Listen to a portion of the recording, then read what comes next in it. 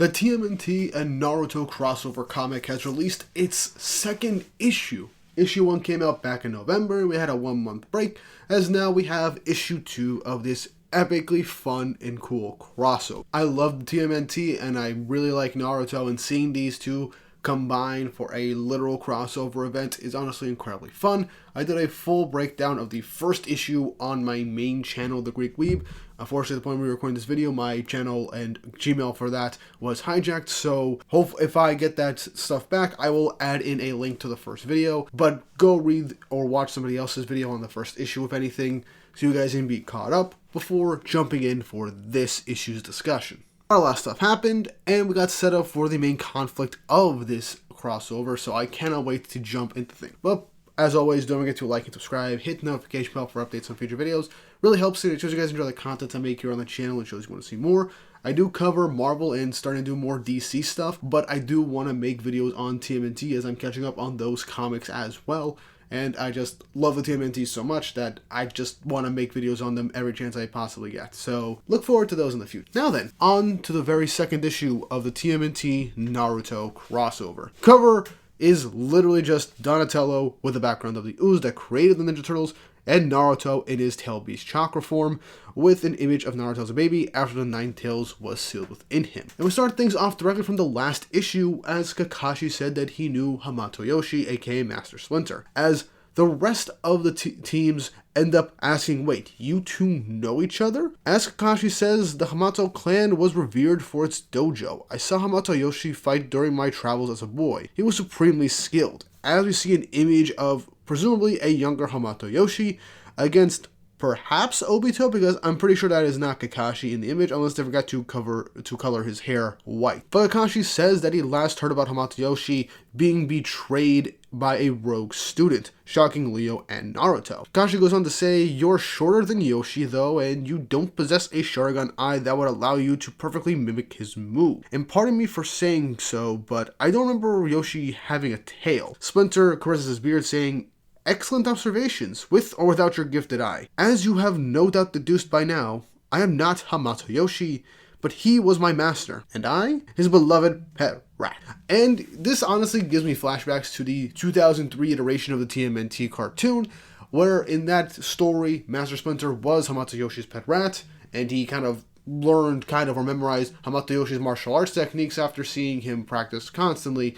So it looks like we're going with that version of the origin story, at least for Splinter, in this version of the TMNT in this Naruto universe. Sakura puts 2 and 2 together and realizes that April's research, Stockman's mutagen ooze, and their fight really was just a misunderstanding. And Naruto's like, wait, that means you're as the group introduces themselves as the Teenage Mutant Ninja Turtles. As Splinter says, I am Splinter, these are my sons, Leonardo, Donatello, Michelangelo, and Raphael. Kakashi introduces Naruto, Sasuke, and Sakura as his students. Splinter and Kakashi shake hands, with Kakashi saying, I'm sorry to hear about Yoshi. He was a powerful fighter. Splinter saying, you have my thanks, but life moves forward. Honestly, I just kind of like how we instantly just got the resolution of something previous, and the confirmation that Splinter is not Hamato Yoshi, but is Rat. Nice callback to the 2003 series, and the Turtles and Team 7 formally introducing each other. Now, the group ends up walking towards the distance, as Splinter says, and so should we, at least for now. As Sasuke asks, for this mission anyway, I can't forgive those who betray their clan. Splinter says, your drive is clear, young Sasuke. Now Donatello, if you would, as Donnie ends up clicking a switch hidden beneath some shrubs with his pole, as Naruto realizes, whoa, this is a secret base? But Donnie says, it's more like a lair, if anything. With Raph saying, if semantics were a jutsu, Donnie, you'd be unstoppable. Honestly, I kind of like the banter between the Turtles every single iteration. I don't think they've gotten it bad thus far. I feel like everybody who's rooting for the Turtles so far has, regardless of how they alter things, the banter and just the closeness of the brothers is always on point. At least in my opinion. Splinter brings everybody into the lair, telling them that they'll explain everything once they're inside, as we see an image of Alopex watching them enter their secret lair, as seems that she was actually secretly tailing them the entire time. Everybody walks in through the tunnel, as Leo says, how was your journey, April? April says, nice and boring for a change, at least until you guys showed up. You're welcome for shooting your huge ninja sparring match just now, by the way. I still like that her motivation was just because this looked cool, let me get it on camera. From the previous issue, I found that fun. But Raph ends up saying, you don't exactly try to break it up. Cherry Blossom over here was ready to pulverize my shell like she did that boulder. Sakura grabs her fist, cracking her knuckles, saying, I take that as a compliment. Honestly, we're definitely getting some dynamics between the Turtles and each member of Team 7, with obviously the Raph and Sakura thing. And now we got Donnie and Mikey with Naruto. As Donnie says, dude, your doppelganger technique was really sick. And Donnie says, yeah, I really like the guy's moves.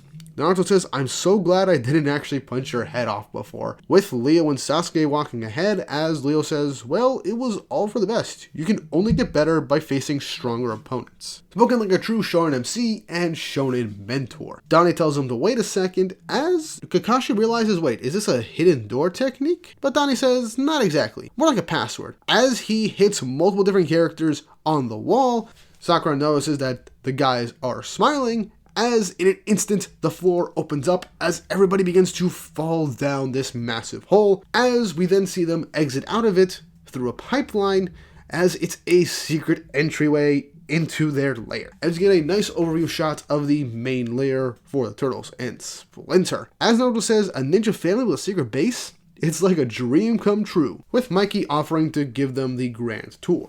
As the next page is literally just a nice little montage of Team 7 and the Ninja Turtles and Splinter just hanging out, getting to know each other. Naruto playing old school video games with Mikey, Kakashi, and Splinter having some tea. Leo and Sasuke meditating in the training room. Naruto hanging out with Donnie and seeing his do machines.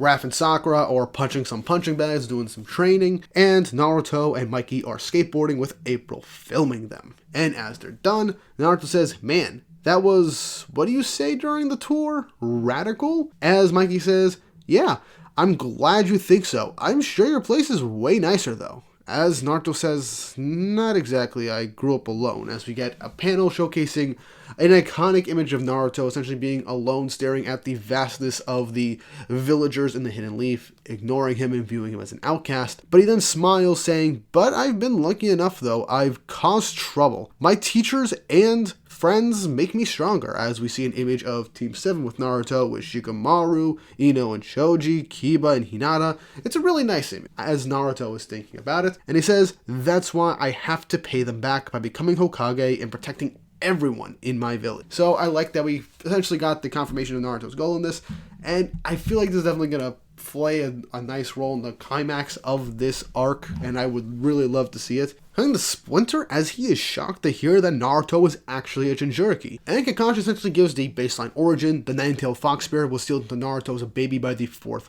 Hokage, as it was causing a massive rampage and destroying the Hidden Leaf village. Naruto being an orphan, he was forced to bear the village's fear and rejection, but that only motivated him to earn their respect and love. He knows he's a Jinchuriki, but he does not know who sealed the fox in him, and says to Splinter, I trust you will keep this secret for his protection. As Splinter says, I'm honored. It's clear my sons sense their kinship. As teachers, we must help them temper their inherited power with their noble dream. I like how Kakashi is like, okay, with everything going on right now, I trust Splinter, I trust Yoshi, so I'll trust Splinter with this. Naruto's Jinchuriki, a whole lot of stuff's going on with them, and I really want you to keep this secret because I do feel like this will come out as we work together, so just gonna let you know now. So help us protect him, all that stuff. And I kind of like it, Splinter understanding, so it's nice.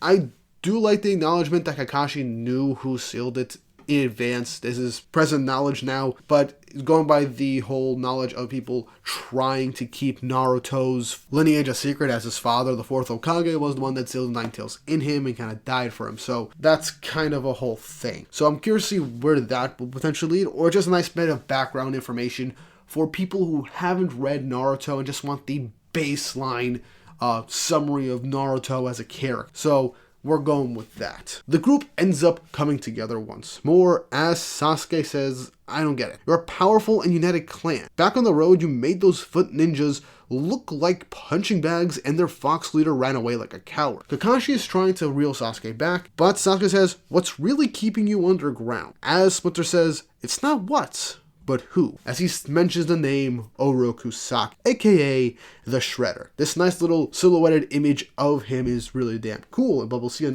more images of him as we progress further. Now get the flashback origins of the turtles being told in a really nice black and white color scheme, but only for specific colors, for specific characters, is there going to be color, which is a nice added flair and touch to it. I feel like this is really done well when it comes to digital comics and images. It makes it pop. It makes the images pop a lot more. And I kind of wish a lot more manga did this, and I like this art style depending on the comic. So this is honestly really nice. Splinter goes on to say, Orokusaki was a troubled boy in one of the Big Apple City's criminal underworld. He came to the dojo of my master Hamato Yoshi, claiming to seek a new path. My master had known hardship. He tried to help the promising young martial artist, but Saki's cruelty was clear. He sought only the power he might obtain through my master's techniques. Power my master had kept concealed in a family scroll, which Saki handily stole before leaving the dojo and my master to suffer destruction. As we see, Orokusaki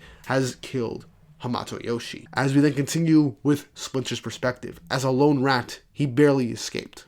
My old life erased, I took refuge in the sewer. I wandered in despair for days before I discovered something amazing. 4 baby turtles covered in a strange ooze. Splinter picks them up, all covered in ooze, as he himself was covered in the ooze, saying, 4 boys who needed a father. As you then see a bit of a progression of the Splinter and the turtles' lives as they grew. Splinter saying, the mutagen ooze transformed us. And in no time at all, the babies I had rescued were teenagers, bright, funny, strong, and especially curious. Before I knew it, they were ready to seek answers in the world above. And man, I love this black and white color scheme again, with just each of the turtles' main colors just popping from the black and white of this page. It really makes them pop, and I can't express how much I love this whole artistic choice. We see more of the past of the turtles fighting the Foot. At every turn, we run afoul of the Foot, and eventually its leader, the man who now rules Big Apple Village's underground, the man who tore my life to shreds, Orokusaki. As we see a relatively clear image of Orokusaki, the Shredder, staring down at the turtle. As Sakura says, so Saki's brought the city under his foot from the shadow, using power he stole from a master he betrayed even after being treated like family. But the mutagen ooze transformed you into ninja with the power to fight back. It's like fate, which, yeah, that tends to be how a lot of the Ninja Turtles origins tend to be. There's always a connection between the Foot and the Hamato clan, so a lot of stuff happens, and it does end up being and feeling like fate. I don't get this image of Kurama telling Naruto that I'm kind of the same with you. In this case, I'm the ooze. This feels weird because Kurama and OG Naruto rarely talk to Naruto outside of him being in his like rage-filled self and trying to take control. So this just feels like the writer trying to get a bit more of the Naruto-Kurama dynamic in this before everything. I don't know, it just feels weird, and it just feels weird for Kurama to say something like this. But I don't know, that's probably just me. April says, as a reporter, I don't know about fate, but this story definitely came together when I met the turtle. She's talking about the times that she met up with Baxter Stockman for his research, saying nobody wanted to run a story about a disgraced scientist's bizarre theories, not even Channel 6.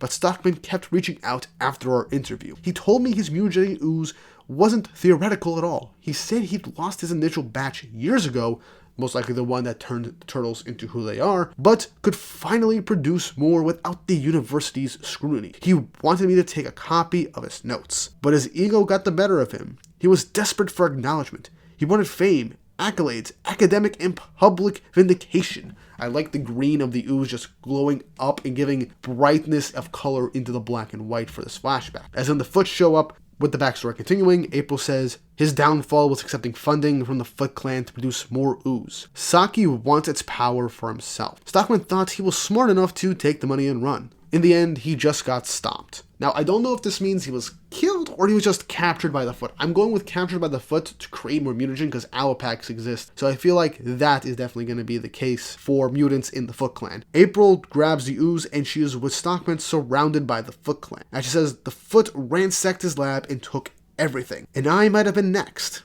as in the next instance the turtles show up and take down the foot members in this lab. As she says, in an instant, I made some instant friends. The turtles had finally found Stockman, the creator of the ooze that mutated. But thanks to the Foot Clan, instead of getting answers, they stumbled upon me. Or maybe, like Splinter found the turtles, we found each other. After more research, I left for the Hidden Leaf Village to try to learn more about the ooze from the nearest medical jutsu expert, and the rest, as then a stomach growls cutting off the rest of the backstory.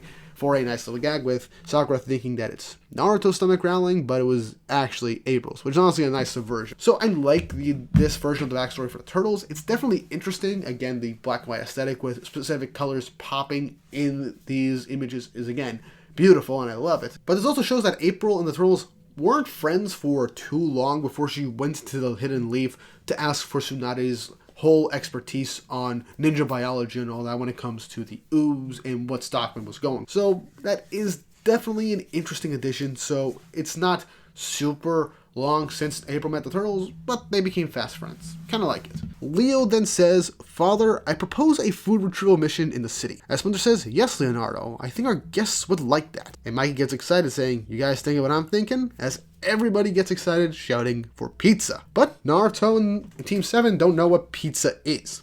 Mikey is getting their hopes up saying, bro, prepare to have your mind blown. As April says, we'll hold down the fort until you get back. I'm beat. Leaving April and Splinter in the sewers in the lair, as seemingly the turtles and all of Team 7 go off to get some food, to get some pizza. April and Splinter are walking through sewers as April says, man, what a day. Splinter says, we have certainly earned a moment of respite, but then something catches Splinter's attention as he apologizes to April, but the rest will have to wait. We have uninvited guests as the Foot Clan emerge from the shadows of the sewers to attack April and Splinter.